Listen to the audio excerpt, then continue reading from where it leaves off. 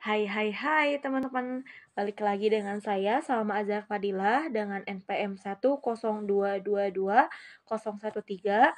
Saya dari kelas C1 Akuntansi.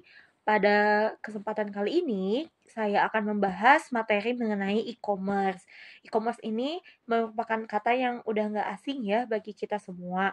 Nah, untuk pembahasan lebih lanjutnya, kita tonton videonya sampai akhir. Yuk! E-commerce. Apa itu e-commerce? E-commerce secara umum dapat diartikan sebagai proses transaksi jual beli secara elektronik melalui media internet. E-commerce juga dapat diartikan sebagai suatu proses berbisnis dengan memakai teknologi elektronik yang menghubungkan antara perusahaan, konsumen, dan masyarakat dalam bentuk transaksi elektronik dan pertukaran atau penjualan barang, servis, dan informasi secara elektronik.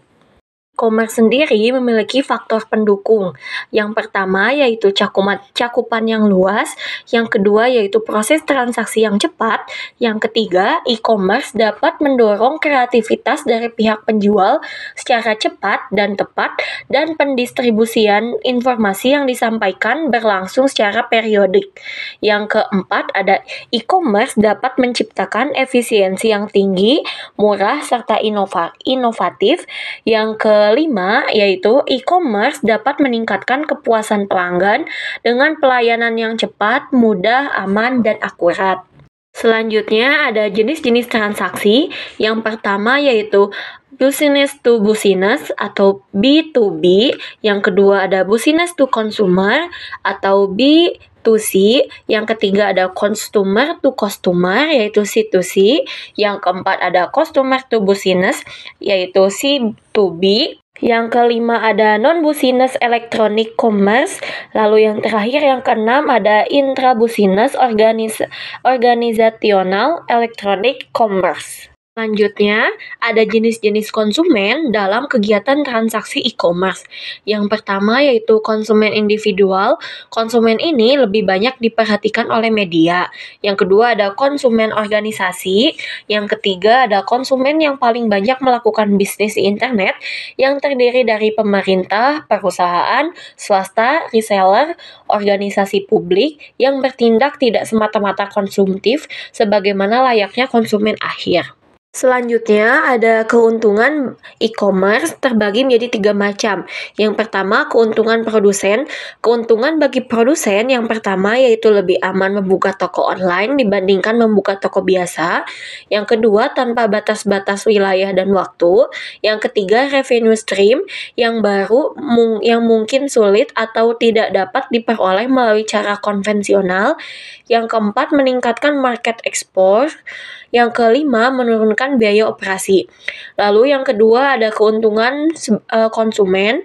Keuntungan sebagai konsumen yang pertama yaitu transaksi jual beli lebih mudah dan nikmat menggunakan digital cash atau electronic cash. Yang ketiga yaitu tidak terbatas ruang dan waktu. Yang keempat yaitu konsumen mendapatkan produk atau servis terbaik dari berbagai pilihan. Yang kelima memberikan kesempatan bagi konsumen untuk berinteraksi, berdiskusi, dan bertukar pengalaman. Lalu yang ketiga, keuntungan bagi masyarakat dan pemerintah. Yang pertama yaitu mengurangi kemacetan jalan dan mereduksi polusi udara. Yang kedua, meningkatkan daya beli dan kesempatan masyarakat untuk mendapatkan produk atau servis yang terbaik. Yang ketiga, mengurangi pengangguran yang ada di masyarakat.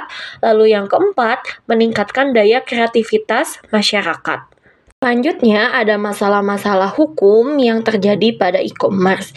Yang pertama itu yaitu keaslian data, yaitu biasanya muncul kejahatan-kejahatan seperti teknik kriptografi atau tanda tangan elektronik.